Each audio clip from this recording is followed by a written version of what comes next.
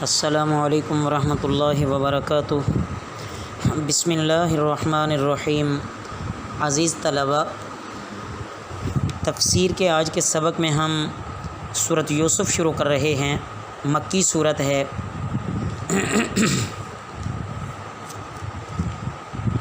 حضرت یوسف علیہ السلام کا قصہ اس سورت میں بیان کیا گیا ہے۔ حضرت یوسف علیہ السلام کے حالات اور ان کے نتائج کا بیان ہے۔ تفصیلاً حضرت یوسف علیہ السلام کا واقعہ اسی جگہ ہی بیان کیا گیا ہے۔ حضرت یوسف علیہ السلام کا نام قرآن مجید میں 26 دفعہ آیا ہے، 24 جگہ صرف اسی صورت میں، ایک دفعہ سورہ انعام میں اور ایک دفعہ سورہ مومن میں آیا ہے۔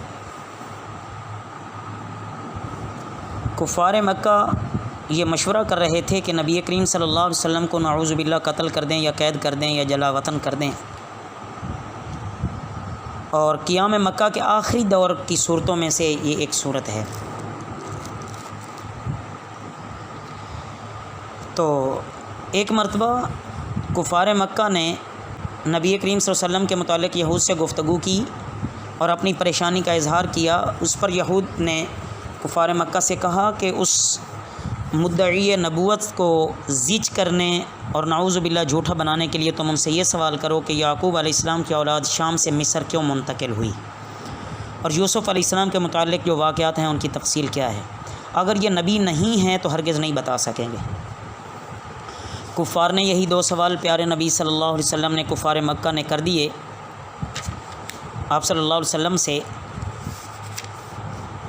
اللہ رب العزت نے یہ پوری صورت نازل فرما کر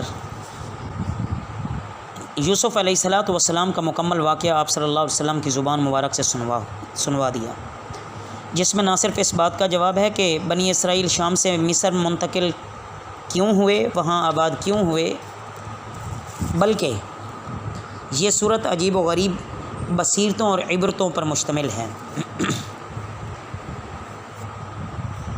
حضرت یوسف علیہ السلام کی حضور صلی اللہ علیہ وسلم کے حالات کے ساتھ یہاں پر مشابہت بیان کی گئی ہے کہ جب حضرت یوسف علیہ السلام کو غلبہ نصیب ہوا تو بھائیوں سے کوئی انتقام نہیں لیا، بلکہ لا تثریب علیکم الیوم یغفر اللہ لکم وہو ارحم الراحمین فرمایا۔ اسی طرح حضرت صلی اللہ علیہ وسلم کو جب فتح مکہ کے موقع پر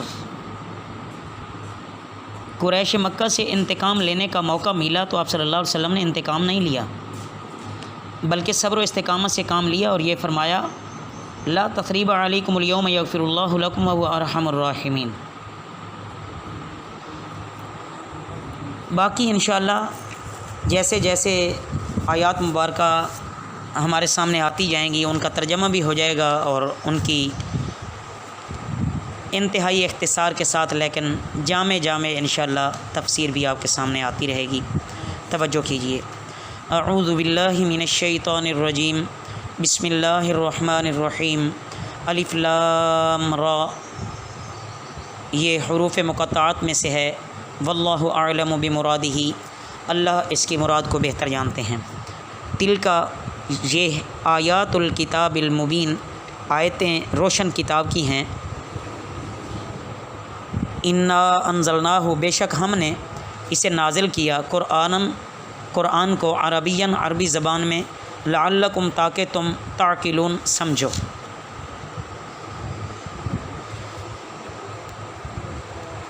عزیز طلباء، حروف مقطعات کے بارے میں جمہور سلف، صحابہ اور تابعین کا یہی فیصلہ ہے کہ اللہ تعالیٰ اور رسول اللہ صلی اللہ علیہ وسلم کے درمیان یہ ایک راز ہے جس کی حقیقی مراد کوئی اور نہیں جانتا۔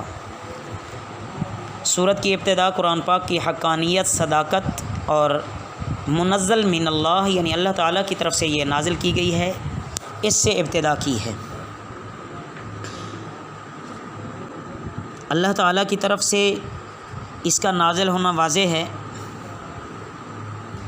جب خود پیغمبر صلی اللہ علیہ وسلم عربی ہیں تو ظاہر ہے کہ دنیا میں اس کے اولین مخاطب اہل عرب ہوں گے، تو پھر عرب کے ذریعے سے چاروں طرف روشنی پھیلے گی۔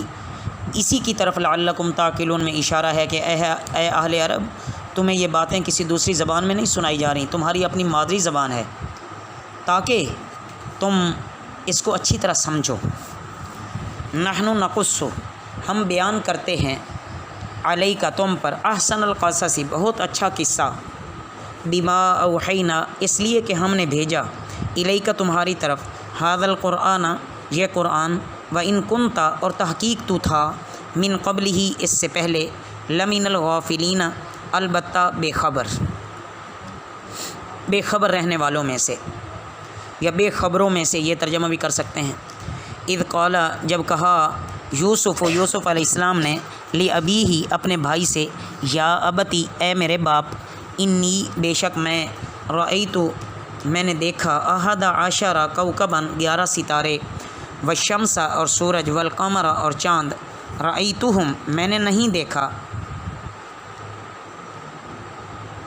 لی، اپنے لیے، میں نے انہیں دیکھا، میں نے، رأیتہم، میں نے انہیں دیکھا، معذرت وہ نہیں، غلطی سے ادا ہوا، رأیتہم کا معنی ہے میں نے انہیں دیکھا، لی، اپنے لیے، ساجدین، سجدہ کرتے ہوئے، قال، اس نے کہا، یا بنیا، اے میرے بیٹے، لا تقصص، نہ بیان کرنا، رؤیا کا، اپنا خواب، علی اخوتی کا، اپنے بھائی پر، اپنے بھائیوں پر، فیقیدو، وہ چال چلیں گے، لکا، تیرے لیے، کیدن، کوئی چال، ان الشیطان، بے شک شیطان، للانسانی، انسان کے لیے، عدو مبین، کھلم کھلا دشمن ہے۔ عزیز طلبہ، یہاں اس واقعہ کو احسن القصص کہا گیا ہے، وجہ یہ ہے کہ اس واقعہ میں جس قدر عبرت اور نصائح اور تذکیر موجود ہیں، دوسرے کسی واقعہ میں یکجا ایسی موجود نہیں ہیں، ایک ہی جگہ پر اس طرح مضمون نہیں آیا۔ واضح ہو گیا کہ اگر اللہ تعالیٰ کی تقدیر میں یہ فیصلہ ہو کہ اللہ کسی پر فضل کرنا چاہیں تو سارا جہان مل کر اپنی ساری امکانی تدابیر سے اسے محروم نہیں کر سکتا، اور اللہ رب العزت اگر کسی پر اپنی ناراضگی کا اظہار کرنا چاہیں اور اللہ اس کو کسی عذاب میں مبتلا کرنا چاہیں تو سارا جہان مل کر اپنی ساری امکانی تدابیر سے اسے بچا نہیں سکتا۔ حضرت یوسف علیہ السلام کے قصہ کی ابتدا بھی ان کے بچپن کے زمانے کے ایک خواب سے ہوتی ہے۔ انہوں نے جو خواب دیکھا وہ اپنے والد حضرت یعقوب علیہ السلام سے بیان کیا کہ میں کیا دیکھتا ہوں کہ 11 ستارے اور چاند اور سورج میرے آگے جھک رہے ہیں اور مجھے سجدہ کر رہے ہیں۔ حضرت یعقوب علیہ السلام چونکہ نبی تھے، اہل بصیرت میں سے تھے، وہ سمجھ گئے کہ اللہ رب العزت نے آگے ان سے کیا کام لینا ہے۔ چونکہ حضرت یوسف علیہ السلام کے ساتھ حضرت یعقوب علیہ السلام کی خصوصی محبت تھی، ان کے بھائی جو سوتیلے تھے وہ دیکھ کر ان کے دل میں حسد کی آگ بھڑکتی تھی، اس لیے حضرت یعقوب علیہ السلام نے ہمدردانہ طور پر ان سے فرمایا کہ اے بیٹے، اپنے بھائیوں کے سامنے یہ خواب بیان نہ کرنا، اور ورنہ وہ آپ کے ساتھ حسد کریں گے اور کوئی نہ کوئی آپ کے خلاف چال چلیں گے، مجھے ڈر ہے کہ کہیں وہ آپ کو کوئی نقصان نہ پہنچائیں۔ رسول اللہ صلی اللہ علیہ وسلم نے فرمایا کہ سچا خواب نبوت کے 40 اجزاء میں سے ایک جز ہے۔ ان آیات سے معلوم ہوا کہ جس خواب کی کوئی بات تکلیف اور مصیبت کی نظر آئے وہ کسی سے بیان نہ کیا جائے۔ ہاں البتہ اگر کوئی صاحب صحیح تعبیر بتانے والا ہو تو اس سے اظہار کرنا چاہیے، اور جو اس کے ساتھ محبت رکھتا ہو اس کو بتانا چاہیے، ورنہ بسا اوقات ایسا ہوتا ہے کہ اگر غلط تدبیر بتا دی جائے، غلط تعبیر بتا دی جائے تو اس کے مطابق بھی اللہ رب العزت کا فیصلہ آ سکتا ہے، اور یہ ضروری نہیں کہ تعبیر فوری طور پر ظاہر ہو جائے، بلکہ کئی سالوں کے بعد بھی جب اللہ چاہیں اس وقت یہ ظاہر ہوتی ہے۔